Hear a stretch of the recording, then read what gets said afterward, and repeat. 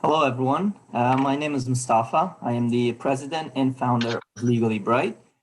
By me, I have my colleague, VP, Anywho, and we are very excited for you all to join us here and have Mr. Steve Schwartz, founder of LSAT Unplugged, be here with us. Thank you so much, Steve, for willing to collaborate with us on this event and giving us an opportunity to ask a few questions about the LSAT and help our members get a better understanding of the new LSAT-Flex. First, I would like to give Annie an opportunity to introduce herself and perhaps share anything that she likes. Yeah, sure. So hi, everyone. My name is Annie. Like Mustafa said, I am part of Legally Bright as well. And our objective with this Legally Bright is basically to help pre-law students and to give them access to information around law school. So we're hoping that through this, pre-law students who are looking to take the LSAT or even interested in applying to law school will have the opportunity to talk to Steve, who is basically like an expert in LSAT and knows everything about the LSAT. And I think I should preface by saying that because I'm aware that we do have audience from, I guess, some from the States as well. Mustafa and I are actually Ontario law students, and we're based in Toronto. So just to preface that, and yeah, so that's basically what I have to say. And I think we can jump right into our discussion today. Great.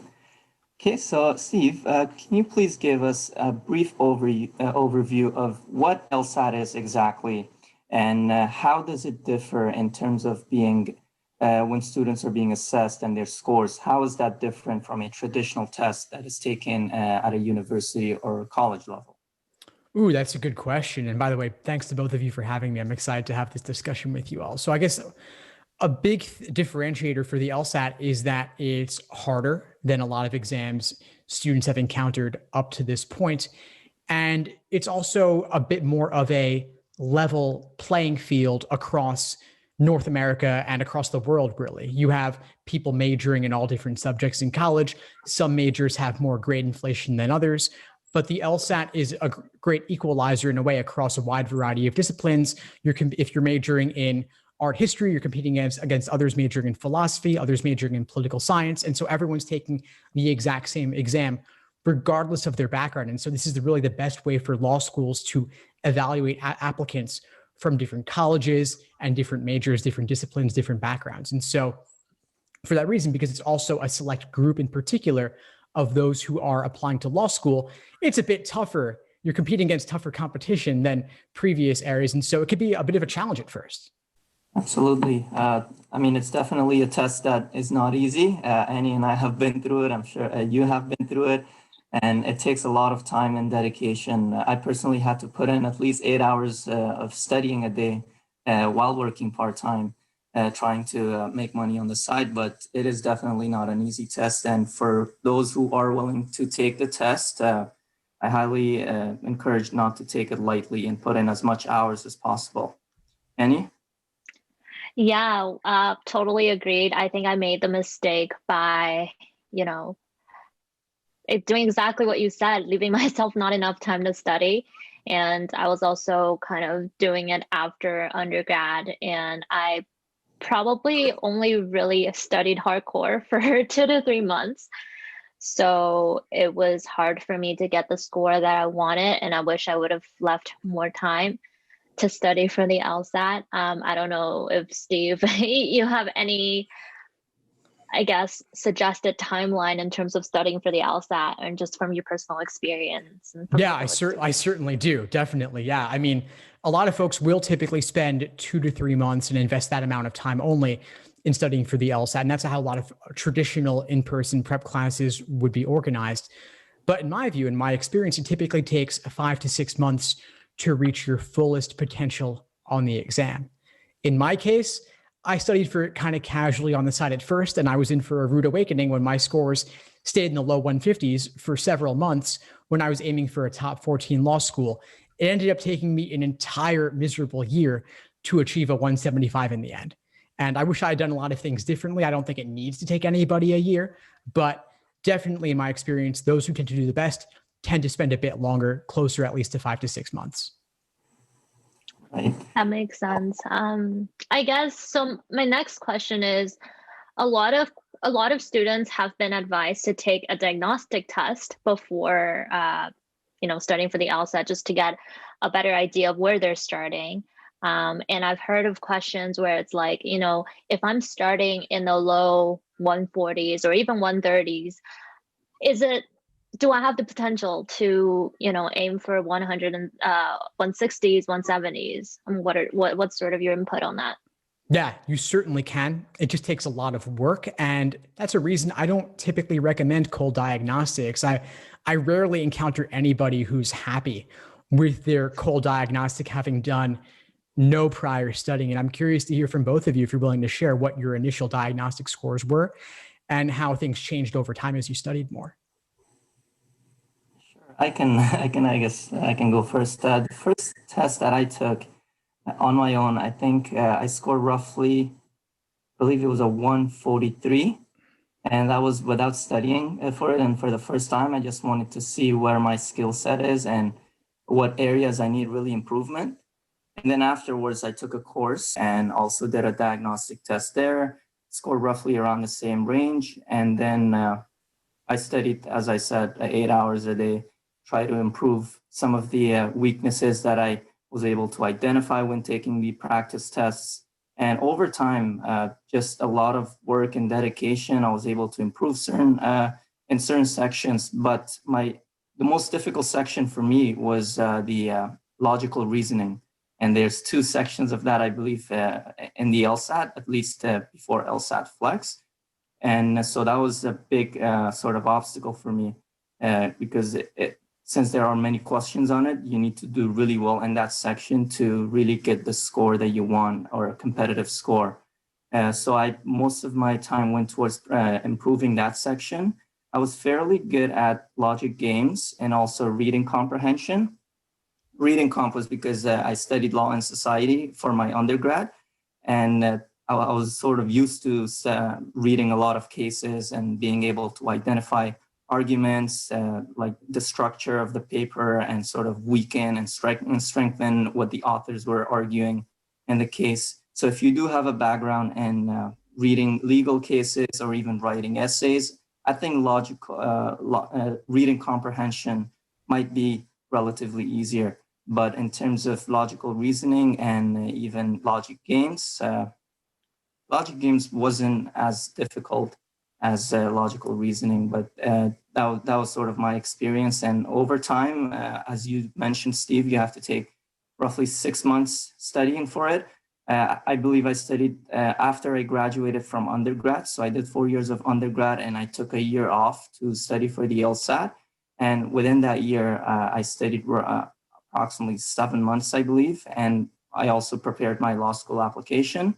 So I gave myself enough time to study for it. And eventually I was able to get a score competitive enough to get into Osgoode Hall Law School, which is a law school here in Toronto. I really appreciate your sharing that, Mustafa, because I think too many people posting online, they only post about their success stories. They only post about the ending point, but they don't feel comfortable oftentimes sharing the starting point. And it's great to hear that you started in the low 140s, yet you were able to successfully get into a great law school. You're there now, you're obviously doing fine, and you can improve significantly. That's the key. So back to Annie's question, can you start in the 130s or 140s and improve significantly? Can you get into the 160s? Can you get into the 170s? You absolutely can. And I'm living proof of at least going from the low 150s to a 175. I've seen many students do the same. It just takes more work than folks initially might think. But like I said at the beginning, this is a harder exam than most, if not all, exams that the typical pre-law student has encountered up to this point. So it just takes more work and it takes more dedicated, focused time blocking it off in your schedule, which is hard to do, especially when you're in college and you've got other obligations that are actually scheduled by default. You've got to carve out time for the LSAT specifically, which requires a bit more deliberation than people might typically do at first. Right. I mean, there are a lot of times when you actually feel like giving up because it becomes so frustrating when you keep practicing and practicing. And even after like 3 to 4 months, like my score wasn't as improved as I wanted it to be. Like starting at around like 143, after like 3 months of practice, I had only improved by 7 points. I was at a 150. And then later on, as I practiced more and took another 4 to 5 months studying for it, eventually, I believe the highest score that I got in terms of practicing was a 168. And once I hit 168, I knew that it's possible to work on it and even improve some of the issues that I had with some of the questions that I wasn't able to answer properly. So once I took the test, the next day I would go over it again and sort of figure out where I did what I did wrong and sort of learn from your mistakes. And eventually, it's almost like a skill you have to gain, and that takes a long time for someone to master it. So giving yourself plenty of time would be helpful.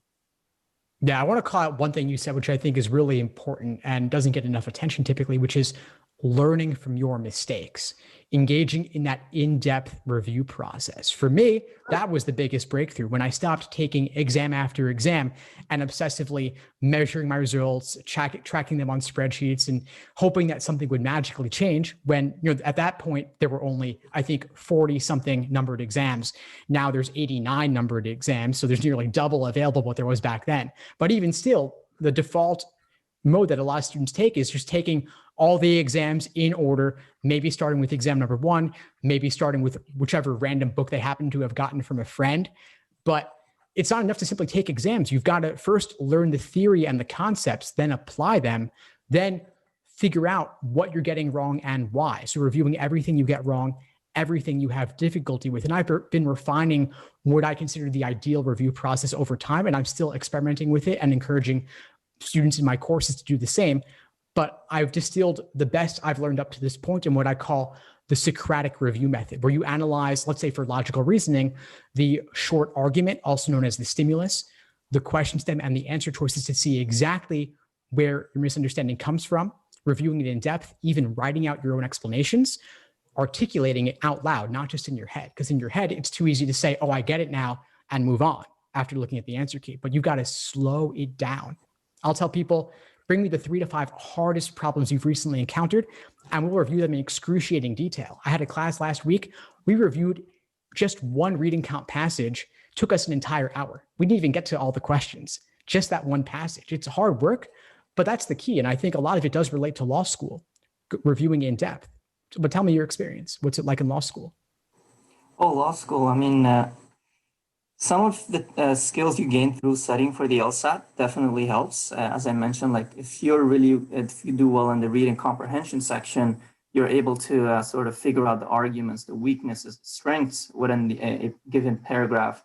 Then that certainly becomes useful when it comes to when you're studying for your law school exams or when you're completing cases, and even logic games.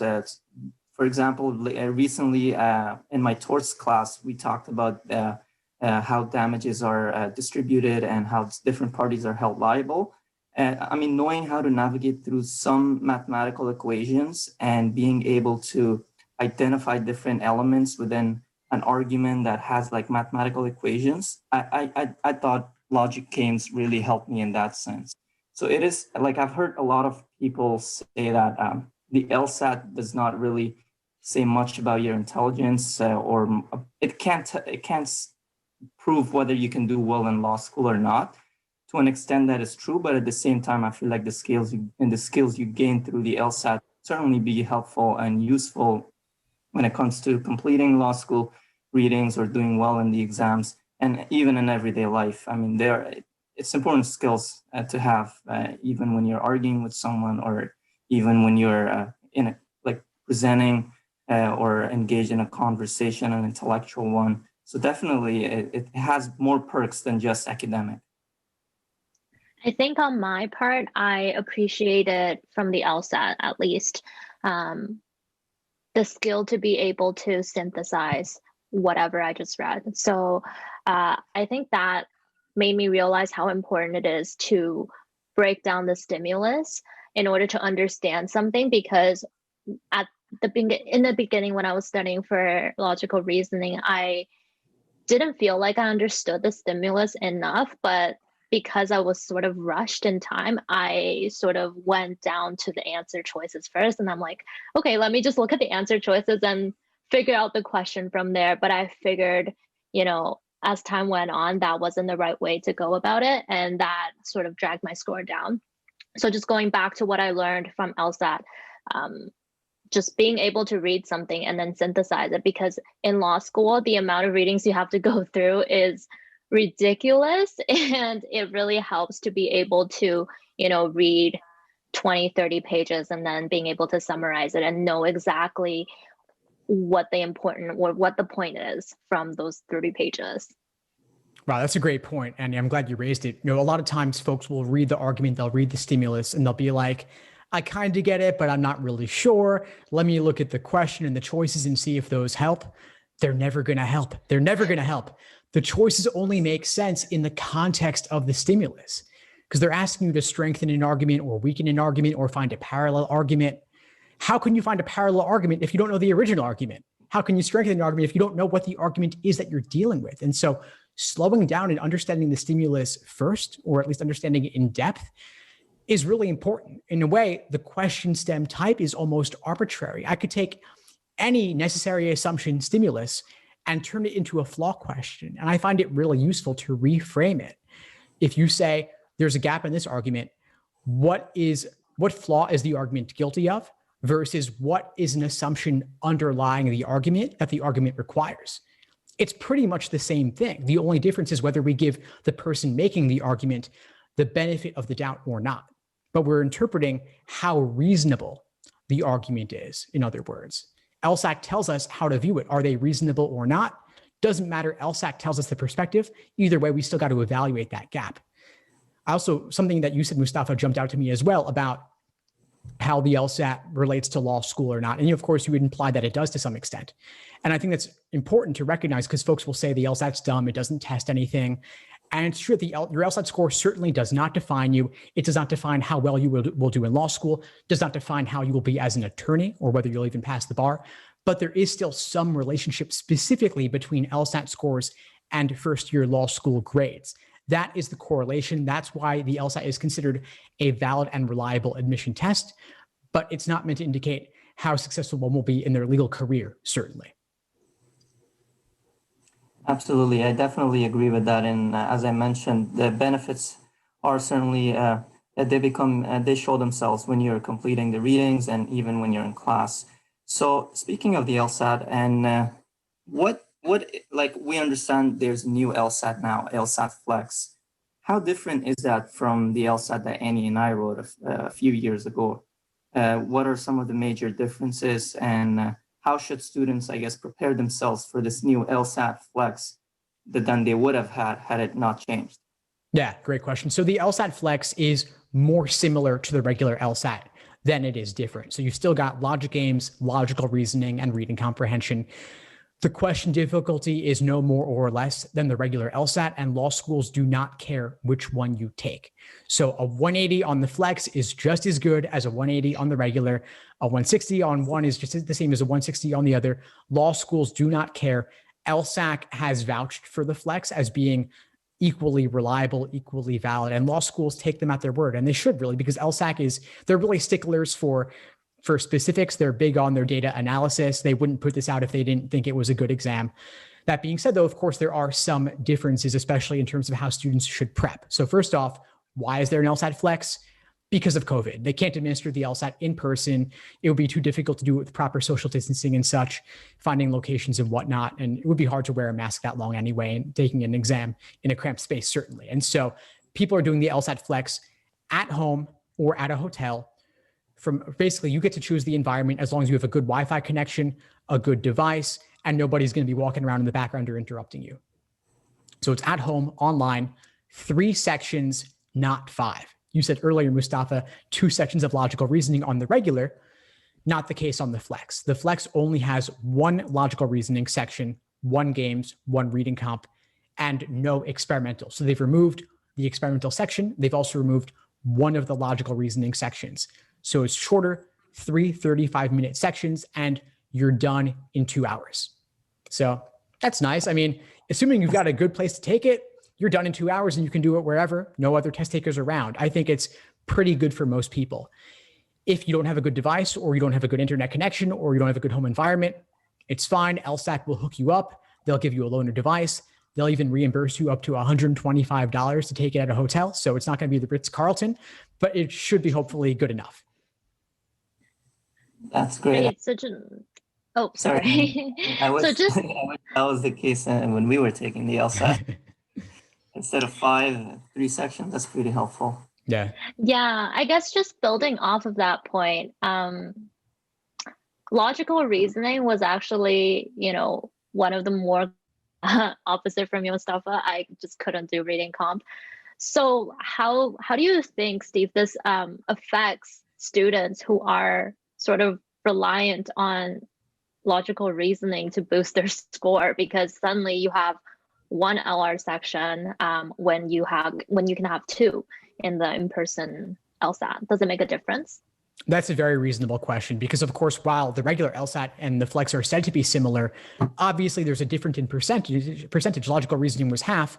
Now it's approximately 1/3. And so if you loved logical reasoning, you may not love the Flex. You might want to say, well, I would prefer the in-person when it's available, but who knows when that will be.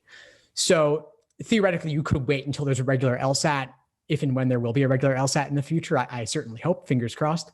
But I also love the Flex and the benefits of taking it a shorter exam, taking it from the comfort of your own home and such. But if you love logical reasoning, what do? Well, I would say, first off, focus more on reading comp prep, because reading comp and logical reasoning are somewhat closely tied. In both cases, you're evaluating difficult, dense text and answering questions about it. The difference is that a reading comp passage is a lot longer than a logical reasoning stimulus. But I would encourage folks to try and at least get a sense of what the similarities are between the two, looking for those arguments in reading comp, even if they're a bit more buried, and devote more time to reading comp, because reading comp is actually the largest section percentage-wise. Even though there are 3 sections, reading comp has the most questions on the exam. So games has approximately 23 questions, reasoning has approximately 25, and reading comp has approximately 27. So reading comp gets 27 questions out of approximately 75. So it's actually the most significant percentage-wise. So I would say folks may want to spend a little bit less time on logical reasoning prep than they would have for the regular LSAT, and a bit more time on games and reading comp. So just off of that, how do you suggest students study for reading comp? I've heard a lot of prep books that focus on logical reasonings and logic games, but not so many on reading comp. And I've heard the best way to study for reading comp is actually just taking prep tests like over and over. Is that true, or do you have any suggestions? Yeah, so reading comp is definitely not as sexy, doesn't get as much attention, but it's really important, especially on the Flex. And so I would suggest students, of course, do lots of passages, review them in depth, but obviously I want to say more than that. Like I said, I mentioned earlier, I do these reading comp deep dive sessions in my courses online, where we'll take one passage and go over it in excruciating detail, sentence by sentence, line by line, word by word. We'll go slowly. I will basically encourage students to summarize and paraphrase every single piece of the passage. Leave no stone unturned. Make sure you understand everything. And if there are certain vocabulary words you may not have previously known. I was doing a passage earlier this week with students in class, and we encountered the word histrionics. Histrionics is not a word that we typically use in everyday life. Not everybody knows what it means. And especially for non-native speakers, it can be tougher sometimes. And so folks will want to devote more time to it. Of course, look up words you don't know, but then also do what you can to understand the word in context. Save a running list of them, but also what would you do if you couldn't look it up on test day? How would you figure it out given the context, or how would you get around that word and still get a general sense of the tone and the direction of the passage? This takes time. So I wouldn't simply say, do exams and move on to the next ones. Do fewer passages, maybe even spend an entire day doing just one section, but reviewing it in depth, analyzing it, deconstructing it, dissecting it. It's a lot of work, but it's worth it. I would also say, summarize the main idea, paraphrase it, articulate it separately, or in a way, pre-phrase it. So there are often questions on reading comp asking you, what's the main idea? What's the primary purpose? And so they're asking questions. This is of course a multiple choice test. So you don't need to fill in the blank with your articulation, but it can be useful to articulate it for yourself first to better spot it when LSAC uses, of course, their much more difficult description of it. That makes total sense. I remember that one passage when I was writing my real LSAT. It was about peptides, and as an arts major, I had no idea what peptides were and how they work. And when I saw that passage, I don't know, like my whole mind just went blank because I had no idea. And I was reading the words. I understood words, but not sentences. And I know a lot of students also struggle with that because part of LSAT, I guess, reading comp is to test you on various subjects. So regardless whether you're arts major, science major, you're going to have that one or two passage that you're uncomfortable with in terms of topic. How should students go about that? Should they, if I guess in my case, should I spend, 5 passages just on science, or do you think that's not how it should work because you never really get 5 science passages in a row on the LSAT? So. Well, I would not try to construct the most difficult LSAT ever, pulling all the hardest reading comp, all the hardest logic games. That's a recipe for disaster. It'll make you miserable. No need to put yourself through that under timed conditions. But I would certainly work on science passages on the side and drill those if science passages give you trouble. I was a poli-sci major. Science didn't come naturally to me, but you can still get it. The key is to dumb it down for yourself, simplify it. You know how there's Wikipedia? Then there's also simple Wikipedia that uses simple English. It avoids multisyllabic words, making it easier for non-native speakers. You can dumb down science passages to make it easy for non-science people. And so I'll often encounter science, logical reasoning questions or science reading comp passages with difficult terms that I don't know. But there is oftentimes a place in the passage or in the stimulus where they define that key difficult word in an easier way. They might use an entire phrase rather than a single word. But even so, if you can latch on to that simple phrase that defines it and then sub in your own term and use your own term throughout, kind of like a find and replace function. So for example, let's say there's a question on acetaminophen. And if memory serves me correctly, acetaminophen is simply Tylenol, if I'm right about that. And so if that's the case, let's just pretend that's true and we'll look it up later. But anyway, so let's say there's a question that says acetaminophen, M dash, a pain reliever or fever reducer does blah, blah, blah. And then they keep using acetaminophen throughout the passage. If we assume that a pain reliever and fever reducer that is acetaminophen, we could just say Tylenol, and we all know what Tylenol is. You could just say Tylenol throughout for yourself, and that'll reduce some of the difficulty in navigating constantly if they use that difficult term 10 times throughout. You just made it easier for yourself, and you're kind of removing those roadblocks or speed bumps. So as for logic games, what specific sort of advice do you have in terms of completing them correctly and most importantly on time? Because I personally, there were times that I struggled with like getting through all the games that were present there on the question in the test. So I would sometimes get like 4 out of the 5, for example, done. And then 5th one, I wouldn't even have time. So the questions for the 5th game, I would, for example, guess. So what specific advice or tips do you have for those students who are struggling with logic games, and how can they improve?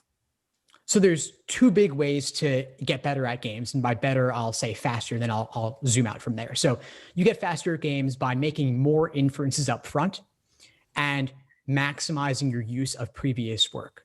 A lot of times, just as students will oftentimes go right into the questions in logical reasoning without thoroughly understanding the stimulus, in games, you have a stimulus also, and it's the rules and the initial setup that you could make from the rules. But you don't want to simply set up the game with the rules as they're given to you.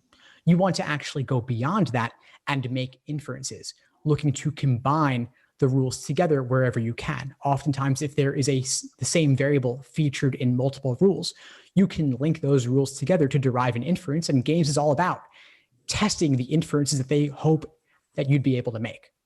Then maximizing use of previous work basically means that you draw hypothetical local scenarios over the course of the game, specific diagrams related to a particular question, but those are still valid diagrams in general. And so They may serve you later in the game as you're solving more general global questions. Now, for folks who have a hard time with accuracy on games, aside from the speed issues, I would encourage them to drill setups. So basically, do a bunch of games, but ignore the questions at first. Just set up the games, making sure that you're diagramming the rules accurately, and you're making a diagram that best reflects the task they're asking you to perform. So some games are involving putting things in order or sequencing them.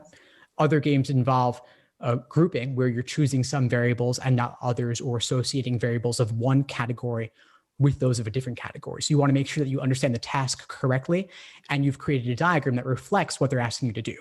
So you can do these setup drills and then check your diagram against explanations and see how it matches up in style or accuracy, and then go from there.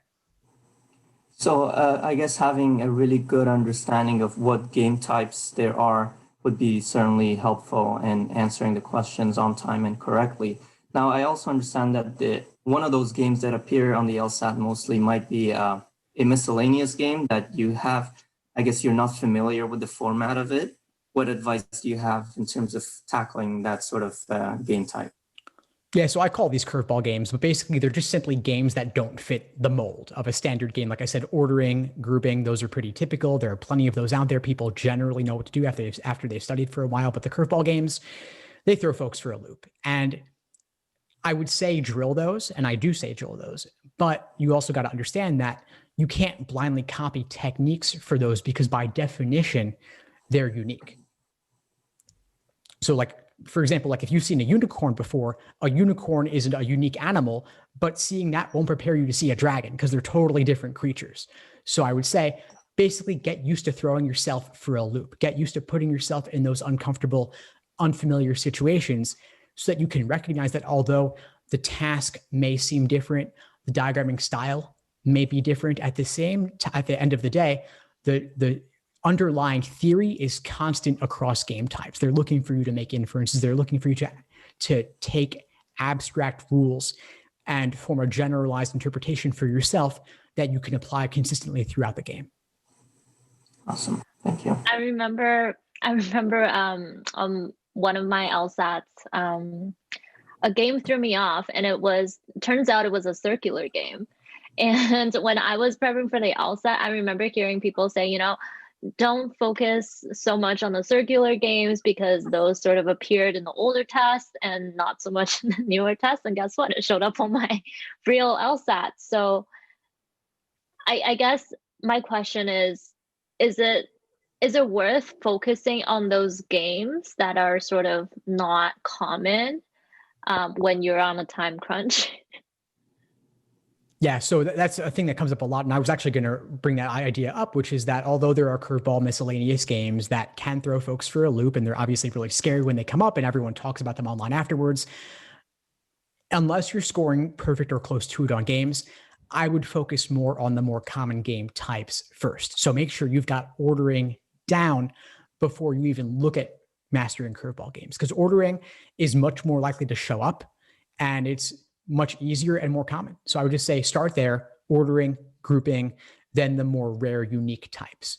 But if you want a 170 plus, typically the breakdown is that those folks are getting perfect, maybe -1 on games, and then -3 or so on each of the other sections. So it's actually, what I mean is that it's easier to perfect games than it is to perfect the others. And so for folks looking for a top score, I would aim to master games.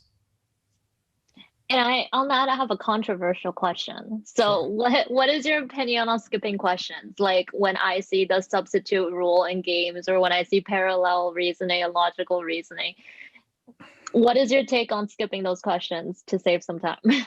Yeah. Well, parallel questions are among the toughest. And so I could understand folks certainly at least skipping them and wanting to save those for last. And I'm talking about parallel questions in logical reasoning. But rule substitution, everybody hates them.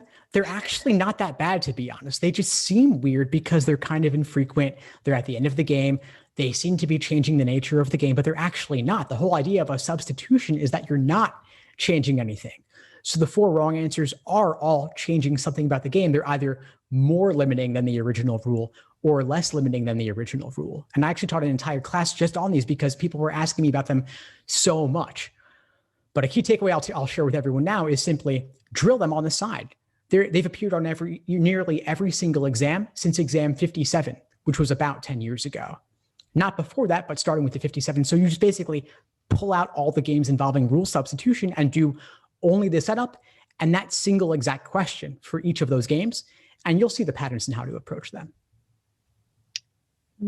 Okay, well, I didn't know that, that you could just, pull out questions that have rule substitutions.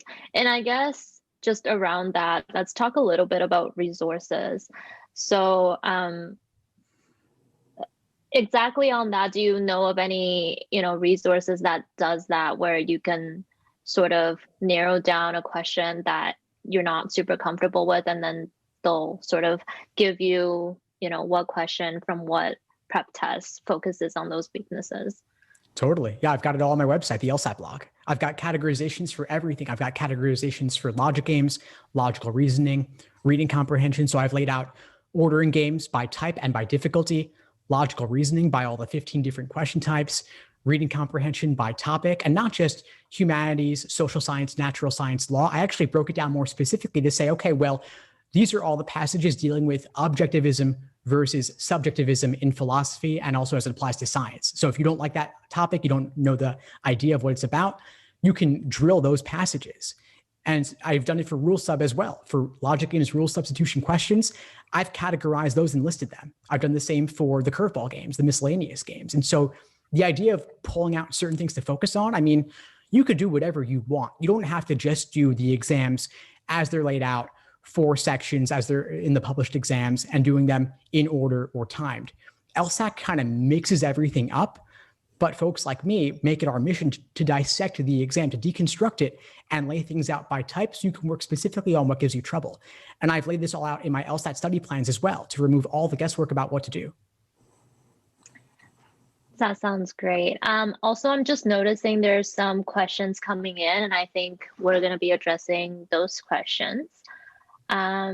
So the first question we have is, can we discuss more of what the LSAT actually looks like scored and how it compares to a regular LSAT in terms of scoring? So what the LSAT-Flex actually looks like. Yeah, sure. So basically, LSAC has created a system called Law Hub. And so inside your lsac.org account, you can see exactly what the Flex and digital format looks like. Basically, it was initially created for a tablet for the previous digital LSAT. Now it's a Flex, so there's a countdown timer. You can increase or decrease the text size. You can highlight and underline. So it's pretty cool. You could flag questions simply. You can jump around to what you need to. So it's kind of cool. And they've made 2 exams available for free inside that account, exams 71 and 73. So go on, look at that. It's free. And then if folks want access to more of the exams, LSAC has made over 60 of them available in the digital and Flex format in a program called Law Hub at lawhub.lsac.org. Inside your account after you log in, it's $99 a year for access to over 60 exams. It's a great resource, and it's the only place you can see exactly what that Flex format looks like. As for scoring, it's still on the 120 to 180 scale, and they haven't released raw score conversions for the Flex specifically, but assuming that they keep using the Flex long term, if they decide to make it the new normal, then I assume they will release more about how exactly the scoring works. But for a rough approximation, you could take your accuracy on the 3 sections you complete, leaving out one of the LRs, the logical reasonings, and then simply multiply your raw score by 4/3 before translating it on the raw score conversion chart. And sorry, just building. Yeah. Sorry, I just have a build off of that. So, Sure. The LSAT writing. So, is it any different in the context of LSAT Flex compared to in-person LSAT? The LSAT writing is actually the same both pre and post COVID, pre and post the switch to the Flex, but actually last year, starting in June 2019, they changed the LSAT writing sample so that it was no longer at the testing center. They made it separate and they made it online. So that was actually a good way for LSAC to get used to what is it like to proctor something online and monitor folks with the security software, with the webcam and the microphone.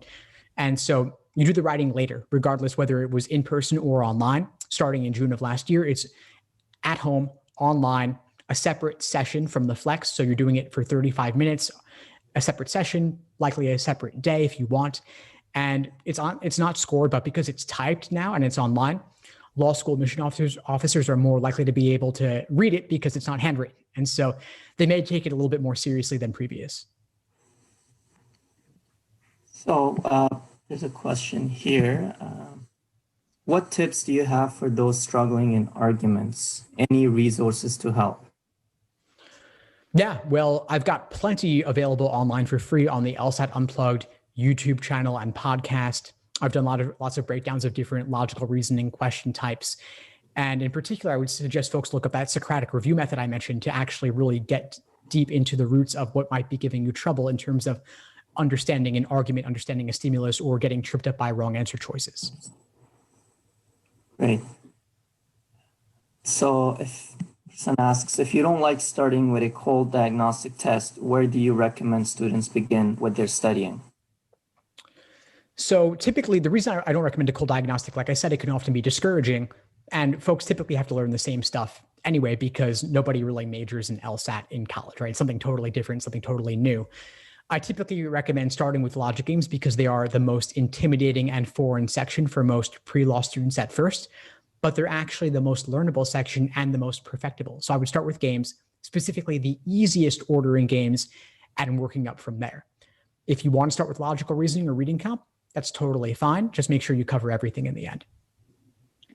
So I guess the next question actually is the opposite from that. So someone took a cold diagnostic, but I guess she's not sure where to start after taking the cold diagnostic, because like you have your score now and you know you need to study, but where do you start after that? And what are some resources to see where you should start? Yeah, so I mentioned my LSAT study plans earlier. I've got super detailed day-by-day LSAT study plans showing you exactly what to do every single day over the course of your prep. And they follow what I call the LASER approach to LSAT studying. So LASER is an acronym standing for learning, accuracy, sections, exams, and review. Just to briefly go through each of those, learning is theory, concepts, getting the basic rundown of what each question type involves. A is for accuracy, drilling questions by type, untimed. S is for individual timed sections. E is for exams and endurance, and R is for review. So LASER approach to LSAT prep, I have more on it. If you just search the LSAT Unplugged YouTube channel, I break it down. But basically, folks should start with taking each section, each question type, and going through that process, untimed, then timed. Sounds great. So we have Grayson asking, can we also discuss the study timeline to achieve the high score as well? For example, if your practice score was a 131, how would you create a study timeline with a full-time job? So I would recommend, like I said earlier, allowing at least 2 to 3 months and ideally 5 to 6 months to reach your fullest potential. And of course, it's going to be harder if you're working a full-time job. If you're starting at a 131, of course, much depends on your goals, but there's still a lot to learn. So I'd recommend allowing plenty of time, closer to the 5 to 6 months in that case, and blocking off time in your schedule to make it happen. So with a full-time job, it could be tough, especially if there are also other obligations on top of it, like family. So you're going to want to block off time in your schedule, perhaps an hour before work, an hour during lunch, an hour after work, and most of it on the weekends. But you got to adapt things to fit your particular situation. You don't have to do 20 hours a week. Even 10 hours a week is better than nothing. Do what you can. And if you only have 5 hours a week, that's fine. Just allow a longer timeline to account for that. So the next question we have is, what are some things to be aware of while testing the LSAT-Flex?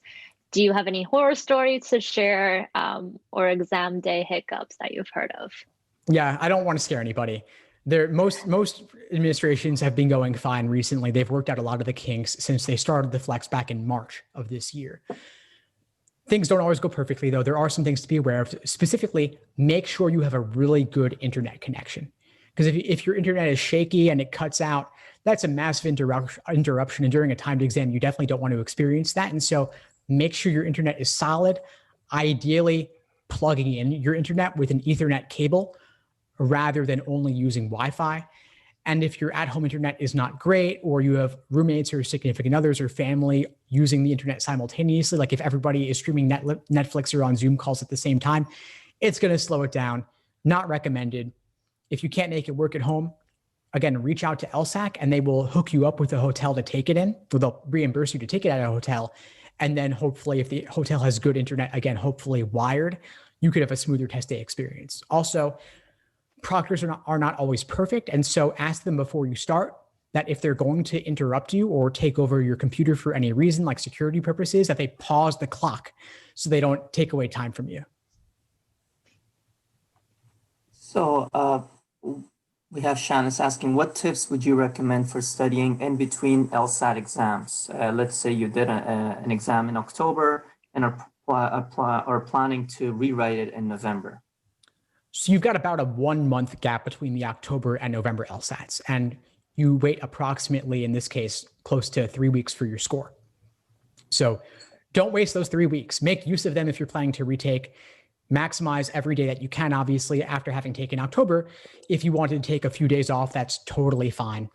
But I would get back to it because a month is not a long time. I would think about how did October go? What went well? What didn't go well? So you can learn from that experience to adjust for November. So maybe if the time of day you took October didn't work for you, maybe you want to schedule your November LSAT-Flex at a different time of day that will work better for whatever reason.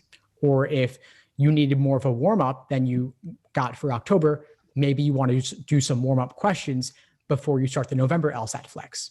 But in general, I would look to drill any weak areas, focus on what gives you trouble, and take maybe 1 or 2 timed exams a week and review them in depth.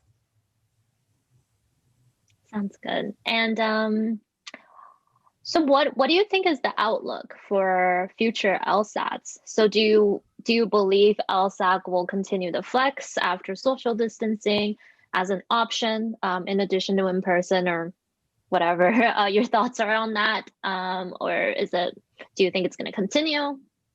Yeah, I do think it's going to continue for a while. As for whether it will be permanent, I can't say for certain, but I wouldn't be surprised. And if we look at the flex tests this year, LSAC was announcing their decision on the flex approximately 6 weeks before each test administration for each of May, June, July, August.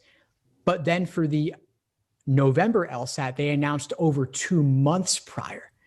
So it's kind of like even they were willing to admit that the November LSAT wasn't going to work for in person. I suspect that both January and February will be flex. Beyond that, I can't say for certain, but if I had to guess, I would say it'll probably be flex for most, if not all of 2021. And I can't see why they wouldn't do it long-term forever. They would have to add an experimental section at some point though, because they've got to be able to test out future questions.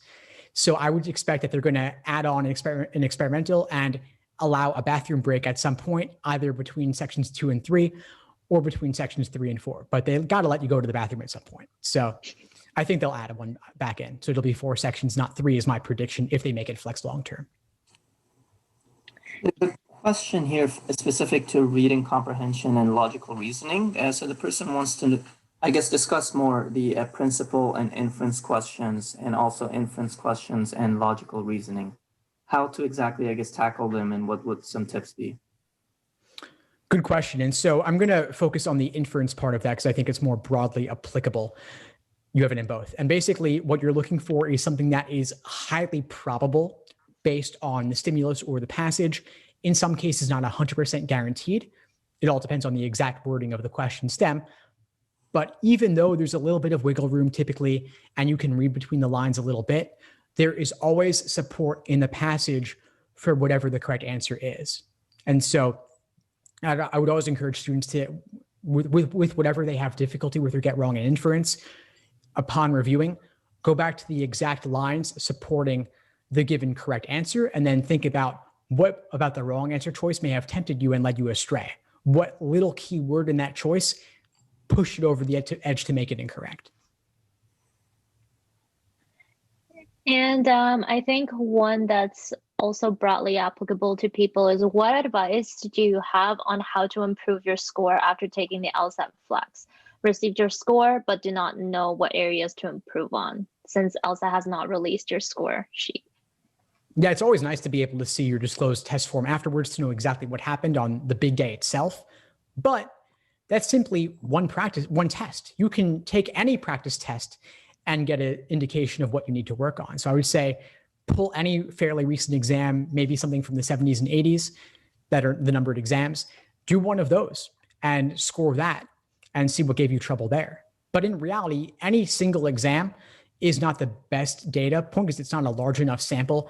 I would look at your most recent 3 to 5 exams and look at the trends in that larger pool of questions to see what gave you trouble. Because one exam only has 4 games, only has 4 passages. You may need a larger sample pool to figure out, are you really having trouble with a certain question type, or is it just that particular game or passage?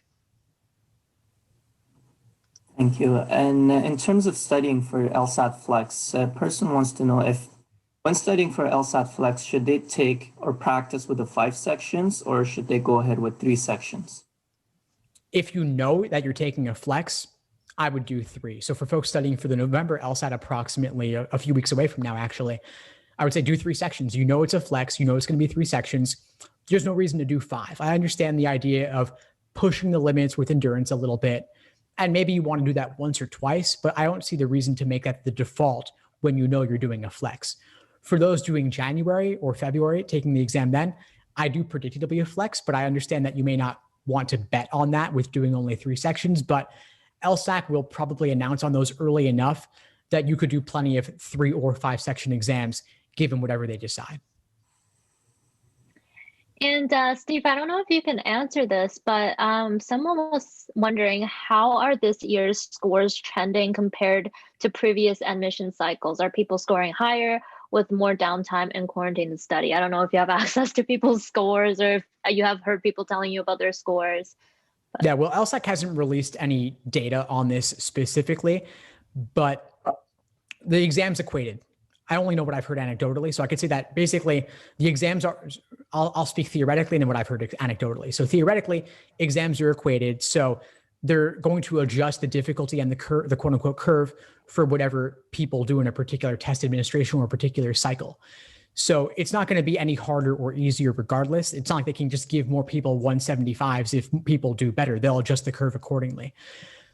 But I could say that in general, I would also not assume that because people are in quarantine that everyone's automatically studying more. People have been thrown for a loop in a lot of ways. People are in uncomfortable or unique living situations because of COVID. If they're not going away to college, for example, or they move somewhere different, it can actually be harder to study when you've got family around. So I wouldn't assume that people are automatically going to study more. But then anecdotally, what I've heard is that actually I see more variation than I would have typically seen otherwise. So it's like some people perhaps, some people thrive under the flex format, others do worse.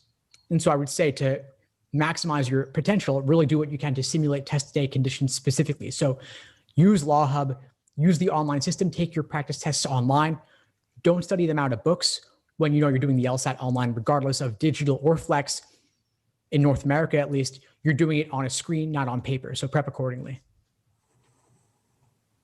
So being in school full-time and balancing a part-time job in addition, what is a realistic goal to set for weekly amounts of time practicing the LSAT prep? So is that like 5 to 6 months? And how many hours roughly do you recommend? And a follow-up to that would also be, what year of undergrad would be a good time to begin studying for the LSAT? Yeah, so school full-time and a part-time job on top of that, those are big obligations. I wouldn't expect anybody to do a ton of prep, and I wouldn't beat yourself up if you can't even meet the 10 hours per week that you laid out for yourself. That could be too much. Maybe some weeks it'll only be 5 or 6 or even less, and that's fine too. Just allow more time. So you said, I see in the chat, the person wrote 5 to 6 months. That's great. I like that this person is not trying to do it all in 2 months given the other obligations. So 10 hours a week seems reasonable to me. Fit in more where you can. And if the exam gets closer and you haven't given it everything you want to do, postponing is totally fine. I see folks postpone all the time. And I would encourage folks to study for the LSAT when they'll have the most time to study. So that kind of ties into the other question regarding best year of undergrad to study for the LSAT and take it. It's whenever you have the time. Scores are good for 5 years. So if you have more time in junior year, study for it then, take it then. If you have more time during winter break or during summer break, study for it then and take it then. You could take it anytime you want. Again, the scores are good for 5 years. And law schools don't care if you took it this year or last year or 3 years ago. It's all the same to them. Someone shared their experience in August Flex. So they took the August Flex and was kicked out of the exam multiple times because they're not sure if it was their internet connection or maybe the system was just overloaded, but they really want to avoid this from happening in their next retake. So would you recommend the person take advantage of the hotel voucher because they've heard stories about people performing badly because they used the voucher, but like it's a new environment. So what do you suggest they do in this case? Yeah, that's a tough situation. I have heard of folks getting kicked out of the system sometimes, and I'm not sure exactly what the reason is, probably shaky internet.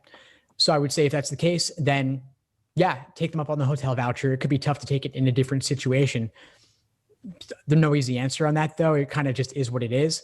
I would say if you can get your at-home internet to be good and test out your system on ProctorU's site beforehand, there's a way. If you go to testitout.proctoru.com with hyphens, so test-it-out.proctoru.com, you can do an equipment check and check your internet as well to make sure that you're good with ProctorU.